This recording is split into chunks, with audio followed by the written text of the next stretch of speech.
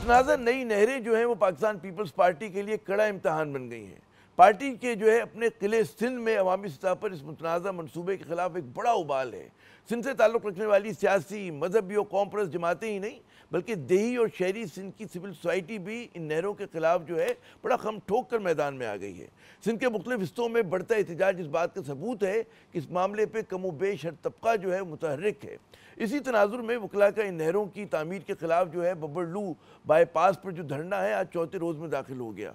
मुजाहिरीन ने national highway पर पंजाब से ट्रैफिक की आमदोरफ्त जो है वो बंद कर रखी है, जिसकी वजह से हज़ारों ट्रेलर्स, ऑयल टैंकर्स और दीगर गाड़ियाँ जो हैं वो फंसी हुई हैं। सक्कर और नौशेरो फिरोज़ में सड़कें और शाहराहें ट्रैफिक के लिए बंद हैं। डहरकी में हम देखते हैं कि यही सूरत हाल है। जमीयत उलमा इस्लाम भी वकला की देखा देखी जो है सिंध पंजाब सरहद बंद कराने का जो है ऐलान कर बैठी है। JUI सिंध के रहनुमा राशिद महमूद सुमरो साहब ने 24, 25 और 26 अप्रैल को कनकोट, गोटकी और सक्कर में धरनों का ऐलान कर दिया है। उनका कहना है कि जी मुतनाज़ा नहरों का फैसला अगर वापस नहीं लिया गया तो पूरा साल धरना दिए बैठे रहेंगे। इस बढ़ते एहतजाज के साथ नहरों के खिलाफ पीपल्स पार्टी के बयानिए में भी शिद्दत और जहरानापन आता जा रहा है। तजियाकारों को कहना है कि जी पाकिस्तान पीपल्स पार्टी इस मामले पर अगर मजबूत मौक़िफ़ नहीं अपनाती तो सियासी तौर पर अपने ही घर में बहुत पीछे चली जाएगी। इसलिए पाकिस्तान पीपल्स पार्टी किसी कमज़ोरी का मुजाहरा करने की मुतहम्मिल नहीं हो सकती। लेकिन यहाँ एक पेचीदगी है।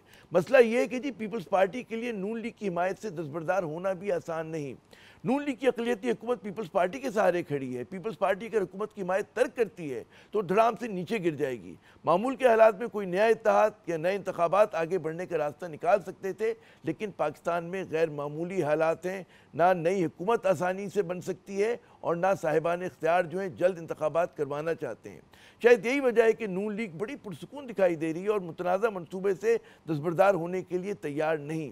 पाकिस्तान पीपल्स पार्टी इस चैलेंज को कैसे देख रही है, पूछते हैं सीनियर रहनुमा उनकी जो है शाजिया मरी साहिबा से। शाजिया साहिबा, महसूस ये हो रहा है कि नून लीग की क़यादत को इस बात का यकीन है कि वो आप लोगों को हर हालत में मना लेंगे और आपको कहीं जाने नहीं देंगे, कुछ आदाद व शुमार दिखाकर नहरों के मामले पे भी कायल कर लेंगे। क्यों लग रहा है ऐसा? बहुत शुक्रिया आमिर।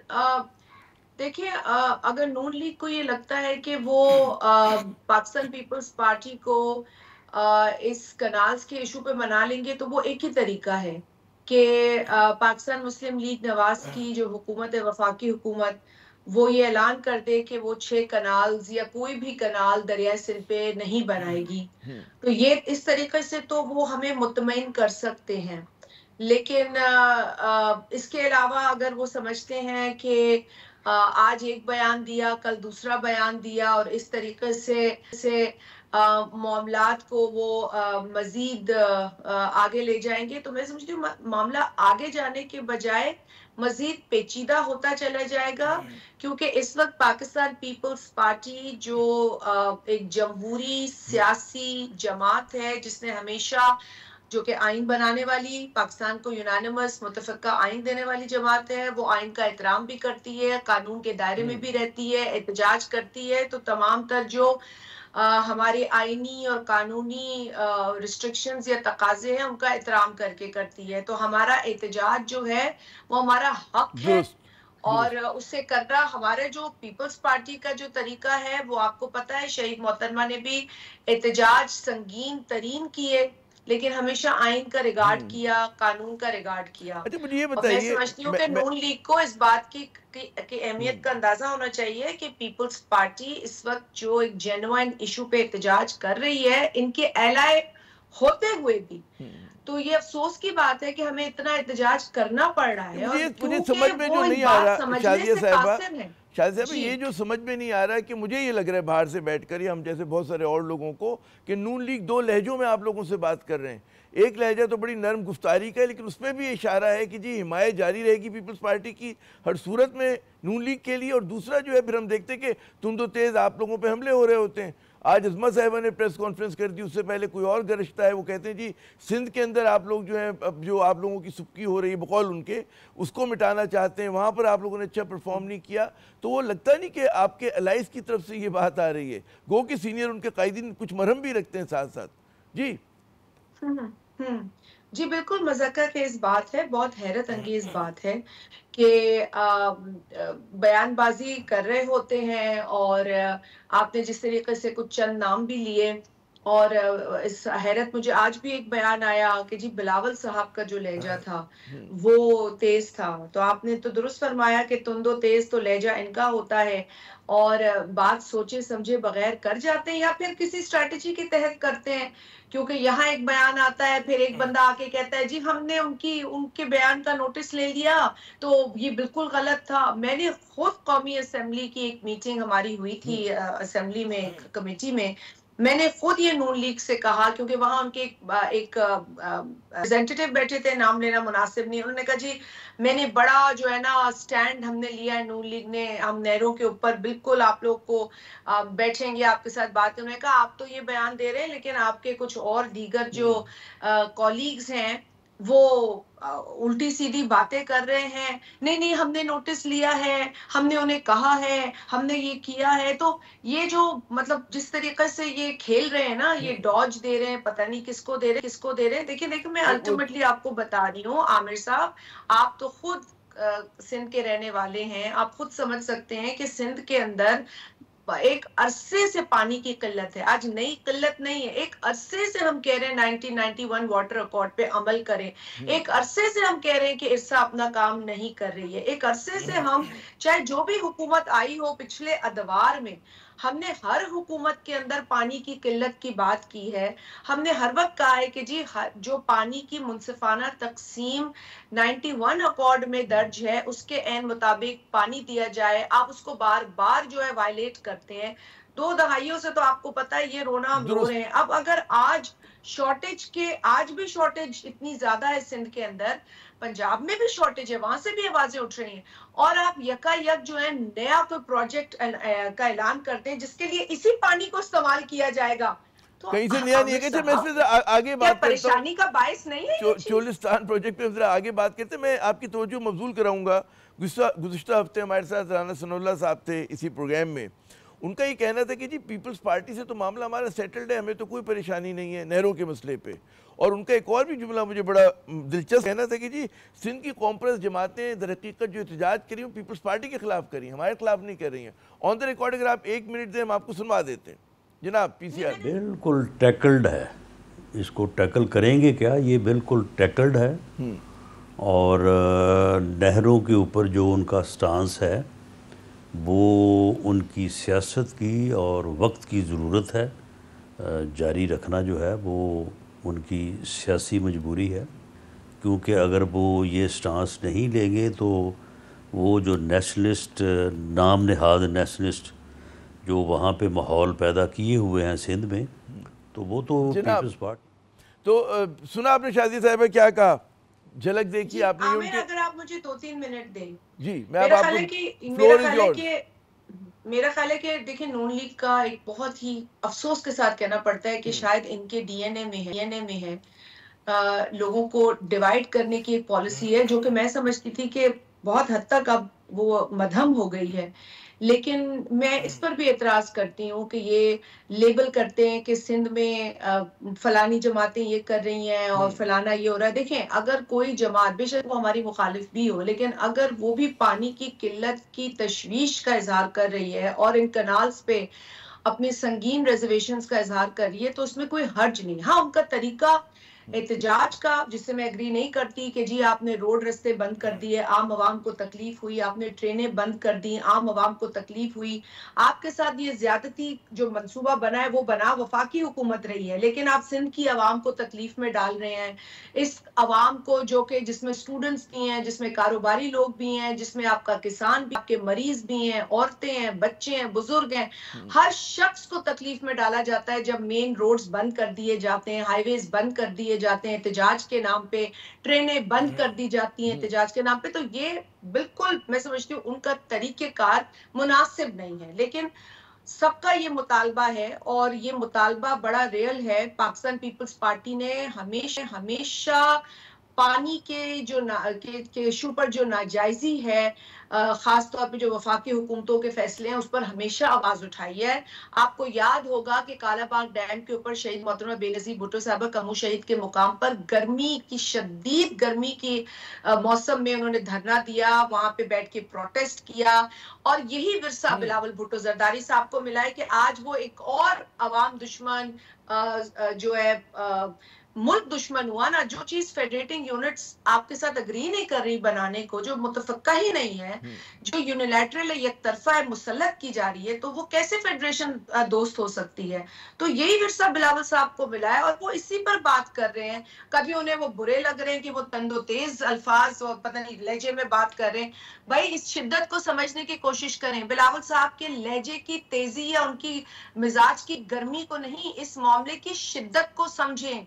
जो भी XYZ बात कर रहा है, मैं आपको लिख के दे सकती हूँ, उनको पानी के बारे में कख नहीं पता, उन्हें कुछ नहीं पता पानी का क्या मसला है। उन्हें ये भी नहीं पता कि पंजाब में कितनी किल्लत है पानी की। जो इशारे हमें मिल रहे हैं, आप आ जाए जी। मैं जी अच्छा, आप पहले मुकम्मल कर लें। आप सनाउल्लाह साहब के जो उनका जो आप रिस्पॉन्ड करना चाहिए। मैं इस पे भी मुझे कहना नहीं चाहिए।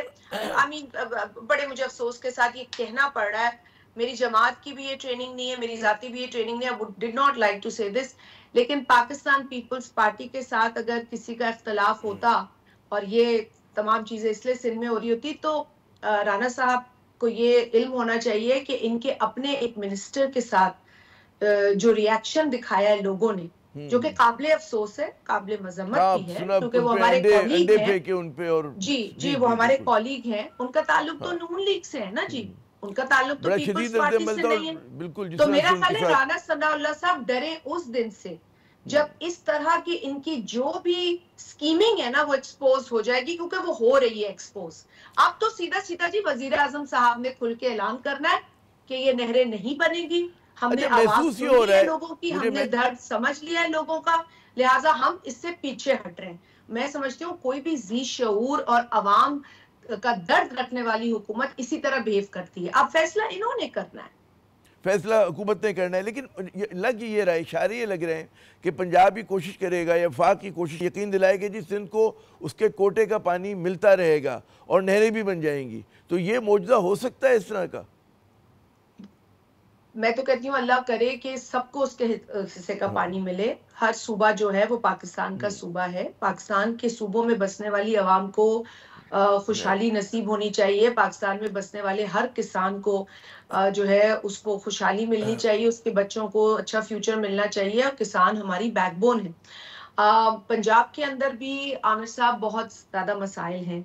वहाँ कल भी हमारे जो अभी हालिया जो हमारे मुंतखब हुए हैं इंफॉर्मेशन सेक्रेटरी हमारे नदीम चंद साहब, कल उन्होंने पंजाब के अंदर पानी के ऑडिट की बात की है। उन्होंने कहा बताया जाए कि पंजाब के जो पानी जो हिस्सा मिलता है उसकी तकसीम कैसे होती है, क्योंकि पंजाब में भी शदीद किल्लत है पानी की।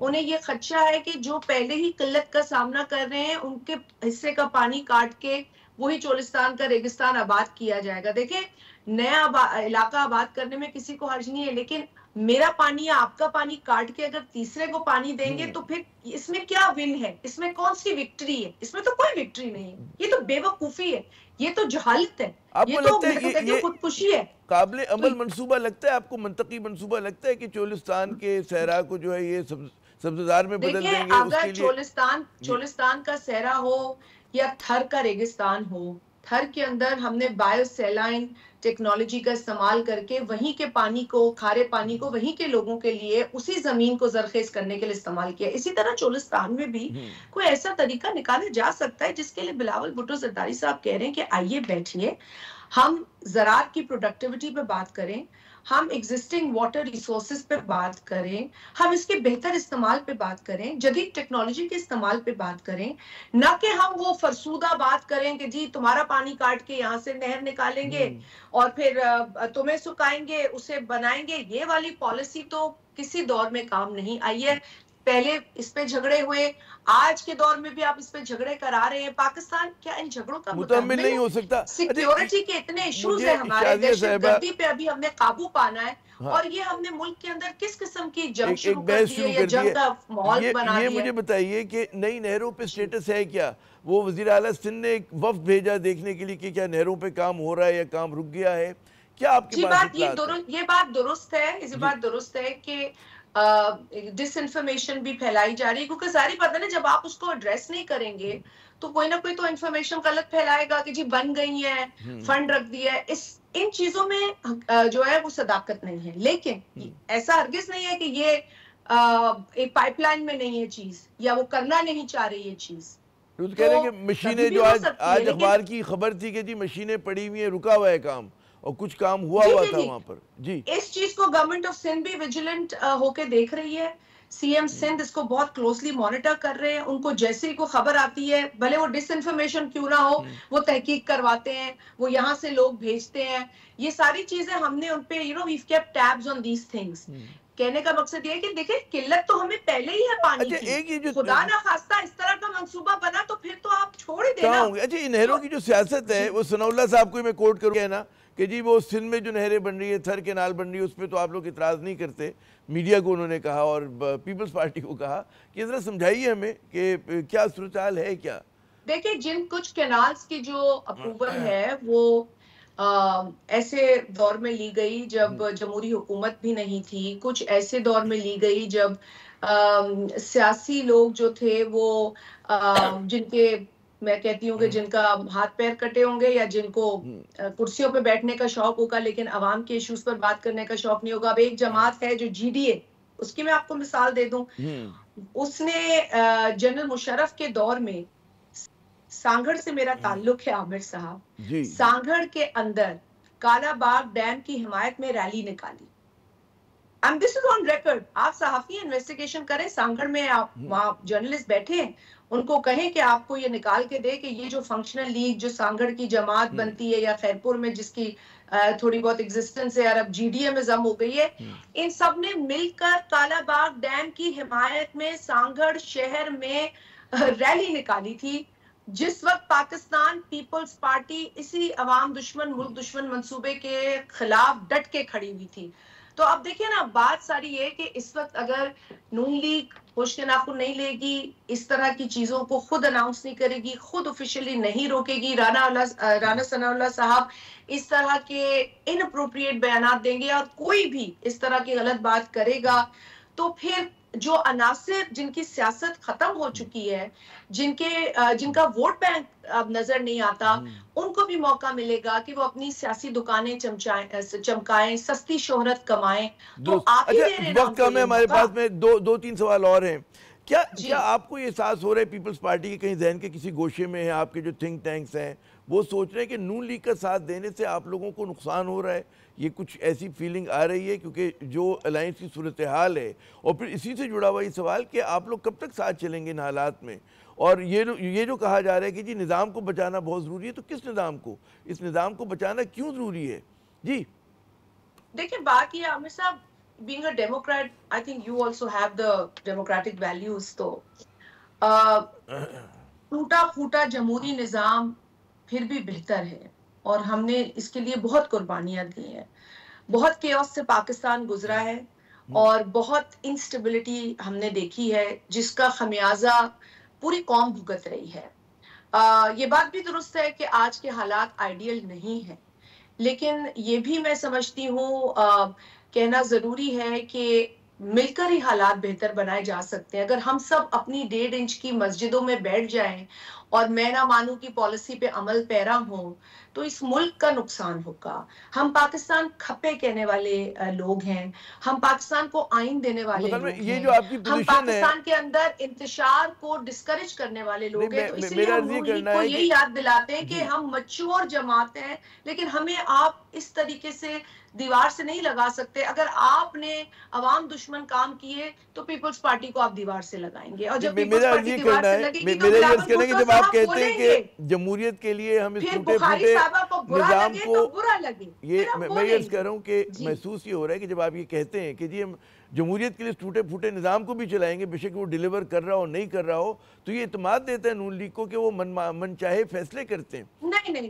नहीं, देखिए जहां नून लीग ने कुछ मुआशी इंडिकेटर्स में बेहतरी दिखाई, हमने उनकी तारीफ भी की और फिर हमने ये भी तकाजा किया कि जी इसको अब ट्रिकल डाउन भी होना चाहिए।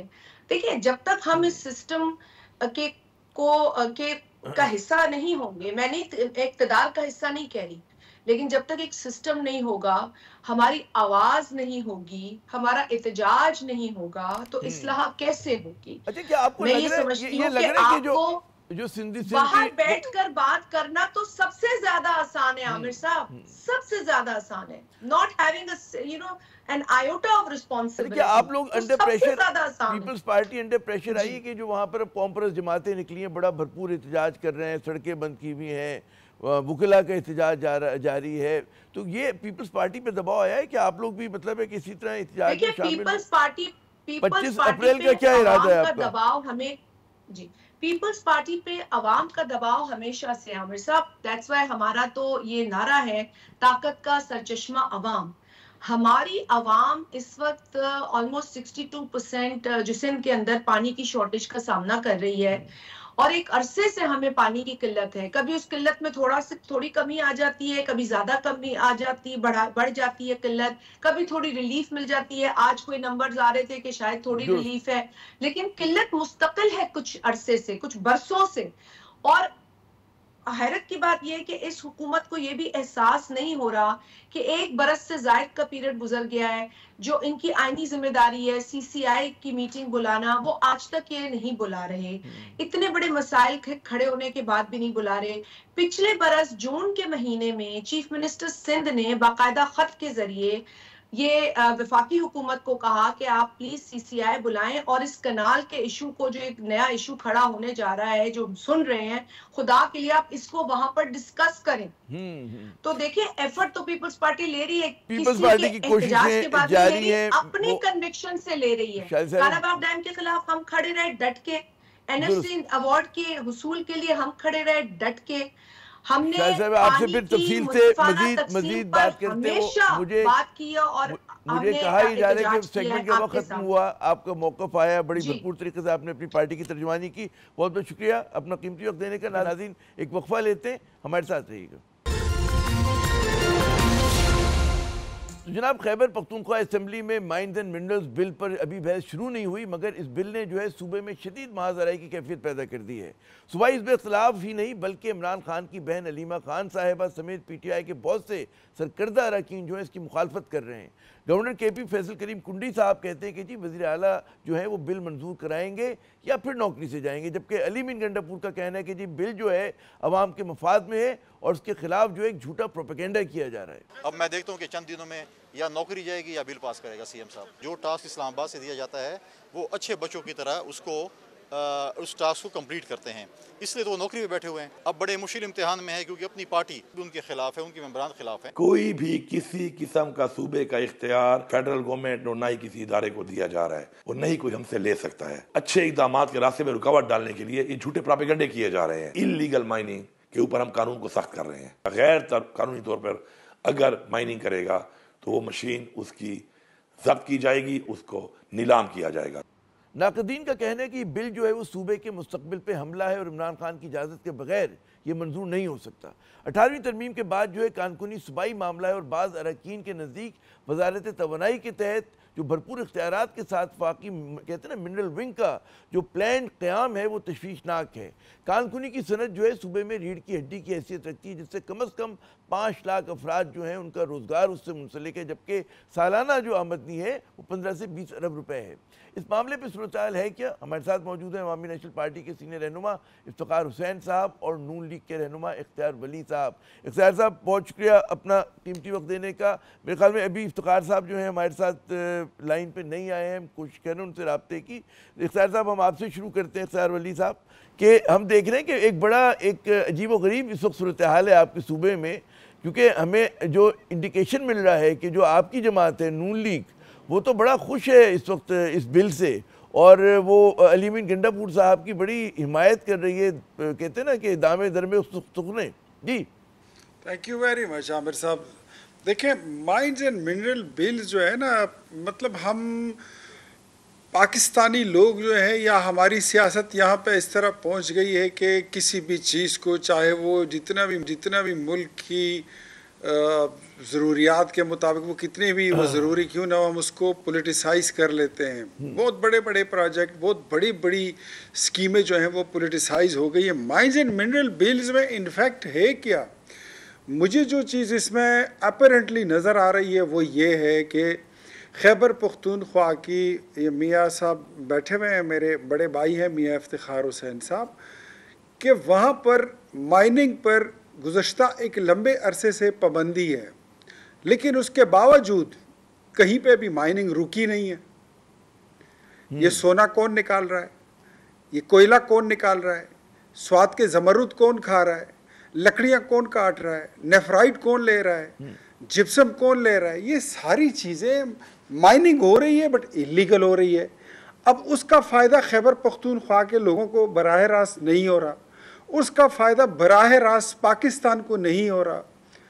तो अगर ये कानून साजी माइंस एंड मिनरल बिल्स में इस तरह होती है कि जिसका फ़ायदा खैबर पख्तूनख्वा को हो, पाकिस्तान को हो, और इंटरनेशनल इन्वेस्टर आते हैं जिससे फ़ायदा आपके मुल्क को, आपके कर्ज उतारने में जाए, तो मेरे ख्याल में there is no nothing bad like के इसमें कोई, उस पर कोई बंदा उंगली उठाए। अच्छा, ये आपने इंकिशाफ किया, ये आपने इंकिशाफ किया इफ्तिखार साहब। इस वक्त मैं एक आध जुमला बोलता हूँ, फिर आप सवाल कर लें कि इस वक्त खैबर पख्तूनख्वा के जितने मादनियात हैं वो चंद अशखास खा रहे हैं, वो पॉलिटिकल लोग खा रहे हैं जिनके पास पॉलिटिकल पोजीशंस हैं। कोई मिनिस्टर था, कोई चीफ मिनिस्टर था, कोई ये भी किसी पोजीशन पर है, कोई ब्यूरोक्रेट है, कोई जोरावर शख्स है, वही खा रहे हैं। मियाँ साहब और मैं, हम एक ज़िले के लोग हैं, वहाँ पर भी माइनिंग पर पाबंदी के बावजूद पूरे डिस्ट्रिक्ट में, पूरे ज़िले में जो है तो माइनिंग हो रही है। तो मेरे ख्याल में if it's going to be rectified, ये मेरा यही सवाल जो आपने एक इंकिशाफ किया है कि जी सूबे में पाबंदी है माइनिंग पे, उसके बावजूद माइनिंग हो रही है। कौन से चेहरे के जो माइनिंग कर रहे हैं? आपने कहा जी सियासी शराफिया से मुंसलिक लोग हैं, किस जमात से ताल्लुक़ है, कौन लोग हैं? ज़ाहिर है कि मामूली लोग तो नहीं होंगे कि जो कानून की तरह से धज्जियाँ बखेर रहे हैं। कुछ आप नाम लेना पसंद करेंगे, कुछ बताएंगे कौन है वो लोग? डेफिनेटली ये सारे जो हैं 2013 से, ये जब ये वबा आई है हमारे सूबे खैबर पख्तूनख्वा में, तो वहाँ पर ये जो 1 बिलियन ट्री के दरख्त लगाने का दावा करते हैं, इन्होंने जो खैबर पख्तूनख्वा के अपने दरख्त ये उसको भी काट कर खा गए हैं और ज़मरुद उठा कर ले गए हैं स्वाद से। ये इन्हीं के लोग हैं, ये यही लोग हैं। कुछ कोई साबिका चीफ मिनिस्टर है, कोई मौजूदा सीनियर वजीर है, कोई पहले कसाई हुआ करता था, आजकल जो है वो टिम्बर माफिया बना हुआ है। आपके इस साथ तरह के लोग हैं। साबका वजीर आला तो आपके साथ भी उनके, कोई, मैं कह रहा हूँ साबका वजीर आला तो उनके आपके साथ भी, उनकी तरफ तो इशारा नहीं कर रहे आप? उन पर भी बहुत बड़ी चार्जशीट है, उन पर भी बड़े इल्ज़ामात हैं। उन्होंने भी अभी तक उसको सफाई उसकी कभी नहीं दी है। उनको भी चाहिए कि वो भी अपनी पोजीशन क्लियर करें। और जो महमूद खान साहब हैं उन पर भी है, उनके अलावा मौजूदा सीएम पर भी हैं, उसकी कैबिनेट पर है, महमूद खान की कैबिनेट पर है, परवेज़ खान खटक की कैबिनेट पर है। ये सारे इल्ज़ामात, ये महज इल्ज़ामात नहीं है, ये अज़र मैंने शम्स बात है, इट्स एन ओपन सीक्रेट। आप when you go to the Khyber Pakhtunkhwa, take your camera and mic on and go to the hills, ये जो पहाड़ी है, सिलसिला है, ये रॉक्स हैं, इधर जाइए, संगमरमर की हो रही है खुदाई, नेफ्राइट की हो रही है, जिप्सम की हो रही है, कोयले की हो रही है, रेत की हो रही है, सोने की हो रही है। और यही लोग कह रहे हैं, चंद फैमिलीज, चंद जो इंडिविजुअल्स हैं वही इसको खाए रहे हैं। तो अगर इसका फ़ायदा जाता है खैबर पख्तूनख्वा के अवाम को और पाकिस्तान को, तो हमें इस पर कोई एतराज़ नहीं। अच्छा, आपने फरमाया कि परवेज़ खटक साहब तो आपकी सफ़ों में शामिल हो गए, तो आप लोगों ने क्या सोच के कबूल किया? देखें, वो परवेज़ खटक साहब जो है ना, अपनी हमारी सफ़ों में, ये वो तो अपनी कोalition पार्टनर की हैसियत से आए हैं। अच्छा। उनकी एक जमात हुआ करती थी, पाकिस्तान तहरीक इंसाफ, क्या था वो, पगड़ी जिनका निशान था, वो उन्होंने अपनी बनाई थी। तो उस वजह से हम उसको अपना कोalition पार्टनर समझते हैं, वो उस वजह से हुकूमत में शामिल है, हुकूमत का वो आप इत्तेहादी बनाते हुए कह रहे हैं कि हमारी सियासत ऐसी है कि लेकिन इत्तेहादी बनाते हुए हम ये नहीं देखते कि किसका क्या माजी है, क्या तनाज़ा है, बस क्योंकि सियासी ज़रूरत है, मसलहत है तो हो जाता है। वो तो माजी में बड़ी गंदी मिसालें मौजूद हैं कि जिनको पंजाब का डाकू कहा जाता था उनको डिप्टी प्राइम मिनिस्टर बनाया गया, जिनको कराची का कातिल कहा जाता था उनको सारी हुकूमत हवाले कर दी थी सिंध की, जिनको जो कुछ वो कहते थे उनको अपने साथ मिला लिया। वो तो एक अलग चीज़ है, हुकूमती इत्तेहाद बनाना वो कुछ और है, बट ऑन ग्राउंड फैक्ट्स जो होते हैं वो कुछ और होते हैं। मेरा जो मौक़िफ़ था वो कल भी जो था वो वही आज है, मेरे मौक़िफ़ में कोई चेंज नहीं आया। अच्छा, इत्तफाक से मैं इतला दे दूं, आपने इफ्तिखार हुसैन साहब का तस्करा किया था, वो बाज़ वजूहात की बिना पर हम एक्सपेक्ट कर रहे थे कि ज्वाइन करेंगे, लेकिन वो नहीं कर पा रहे, तो आपको तनहा इस वक्त जहाज़ उड़ाना है। तो मेरा फिर सवाल ये है कि हम देख रहे हैं कि अवामी नेशनल पार्टी बड़ा डट के मुखालफत कर रही है, और जो है उनके इमल वली साहब जो है बड़ा ज़ोरदार बयानात दे रहे हैं। ज़ाहिर उनसे भी हम उनसे बात करेंगे, आज नहीं तो कल हो जाएगी हमारी बात। तो क्या क्यों देख रहे हैं कि जब आप वो तो ये कहते हैं नेशनलिस्ट फोर्स है, वो क्यों मुखालफत करी बकौल आपके कि इतना अच्छा बिल है कि जिससे सूबे के अवाम को फ़ायदा होगा, सूबे को फ़ायदा होगा, वो कहते हैं जी 18वीं तरमीम को अंडरमाइन कर रहा है ये। जी नहीं, मेरे ख्याल में this is nothing like that कि 18वीं आईनी तरमीम जो है तो उसको अंडरमाइन किया जा रहा है, ऐसी कोई बात भी नहीं है। हाँ, अमल वली खान साहब जो हैं वो उन्होंने अपनी सियासत भी करनी है, उस सूबे से वो ताल्लुक़ रखते हैं और उनकी पार्टी जो है वो उन्होंने सरवाइव भी करना है, तो उसके लिए अगर वो कोई अपना नैरेटिव लेते हैं तो ज़रूर लें, उससे कोई फ़र्क नहीं पड़ता। वो उनकी अपनी सियासत है, जो भी पोजीशन वो लेते हैं। जब उनकी कोई स्टेटमेंट जो है वो आएगी सियासत के स्क्रीन के उफक पर तो फिर मैं उसका जवाब भी दे दूंगा।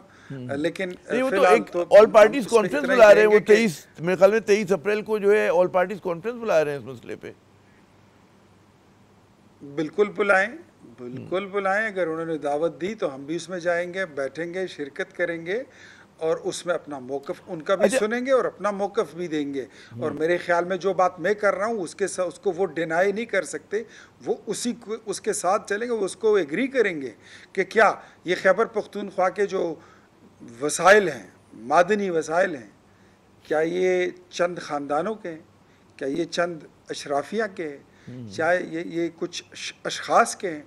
तो मेरे ख्याल में उनको भी ये बात समझ लेनी चाहिए और वो भी इसको बड़ी आसानी से समझ जाएंगे, वो भी समझदार इंसान हैं। मुझे ये बताइए, जो हमें समझ में नहीं आ रहा, कराची में बैठकर आप तो वहीं माशाल्लाह बैठे हैं, सियासत पे बड़ी गहरी नज़र है, कि पीटीआई में इस मामले पे क्यों इख्तिलाफात हो रहे हैं। अली अमीन गंडापुर साहब जो हैं वो बड़ा पुश कर रहे हैं इस मामले को, फिर हम देखते हैं उनकी अपनी पार्टी से जो है एक मुज़ाहमत की आवाज़ आ रही है, इख्तिलाफ की आवाज़ आ रही है, उसको किस समझाइएगा।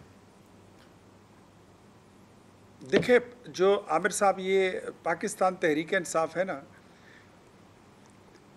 वो इतने हिस्सों में बट चुकी है, इतने हिस्सों में तकसीम हो चुकी है कि वो अब किसी कुरान की आयत पर अगर इकट्ठी हो जाए तो शायद हो जाए, बाकी वो किसी बात पे इकट्ठी नहीं हो सकती।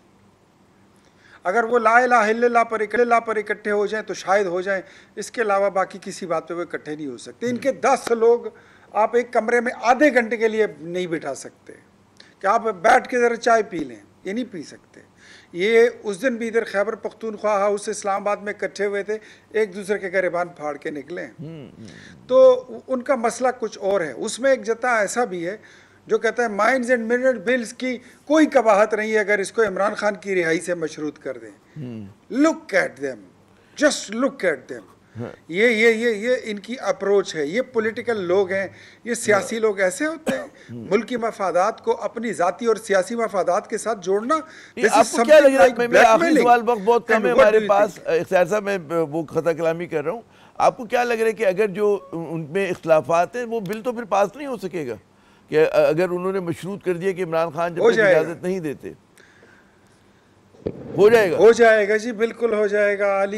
अली अमीन जो है वो इस वक्त अंधों में काना राजा है और वो सारे अंधों को लीड कर रहा है और उनको समझाना उसको आता है कि वो कैसे समझाएंगे, उनको समझ ये बात। और आप लोगों की हिमायत जारी है अली अमीन के लिए, आप लोगों की नई ख्वाहिशात है कि इस मामले में वो सुरखरू हों। मेरे ख्याल में मेरे ख्याल में अली अमीन को अप्रिशिएट करना चाहिए, अली अमीन को, कि वो उनका ये पहला फैसला होगा कि वो पाकिस्तान के साथ खड़े हो रहे हैं, वो कैदी नंबर 804 के साथ नहीं खड़े हो रहे, और वो अपने मुल्क के साथ और अपने सूबे के साथ और अपने अवाम के साथ और कॉन्स्टिट्यूशन के साथ खड़े हो रहे हैं, मुल्की मफाद के साथ खड़े हो रहे हैं। तो मेरे ख्याल में हमें उनको अप्रिशिएट करना चाहिए। और ये भी मैं ऑन रिकॉर्ड ले आऊँ कि इस वक्त PTI में जितने धड़े हैं वो सारे धड़े एक तरफ और अली अमीन का जो धड़ा है वो दूसरी तरफ, और वो उन सब पे भारी है, बहुत भारी है, आधों हाथ से भी ज्यादा फर्क है। और मुझे ऐसा लगता है कि अगर अली अमीन को ज्यादा छेड़ा गया तो वक्त आ पहुंचा है कि या अली अमीन इमरान खान को खुदा हाफिज कह दे, या फिर इमरान खान जो है वो अली अमीन को गुड बाय कह देगा। इख्तियार वली साहब, बहुत बहुत शुक्रिया, आपने अपना कीमती वक्त दिया और नाज़रीन आपने इनकी पेशगोई सुनी अली अमीन गंडापुर के हवाले से। अब देखते हैं कि किस हद तक जो है ये पेशगोई दुरुस्त साबित होती है। यहाँ पे एक मुख्तसर सा वक्फा लेते हैं, हमारे साथ रहिएगा। तो जनाब, इस वक्त पाकिस्तान के 3 सूबों में शदीद बेचैनी है। सिंध में जो है मुतनाज़ा नहरों के मसले के ऊपर आप देख रहे हैं कि लोग जो हैं एहतजाज कर रहे हैं। बलूचिस्तान की हालत हमें पता है, बयान करने की ज़रूरत नहीं है कि वहाँ पे जिस तरह से दहशतगर्दी का फ्रीज जो है वो नाच रहा है। और KP में वहाँ पे दहशतगर्दी का मामला भी और एक नई सियासी पेचीदगी पैदा हो गई है माइंस एंड मिनरल्स बिल के हवाले से। इन तमाम पेचीदगियों से हमारी सियासत निकलेगी कैसे? मेरे ख्याल में इस सवाल का जो जवाब है वो हमें इस प्रोग्राम में अभी तक नहीं मिल सका। आमिर को अगले प्रोग्राम तक की इजाज़त दीजिएगा। खुदा हाफिज़।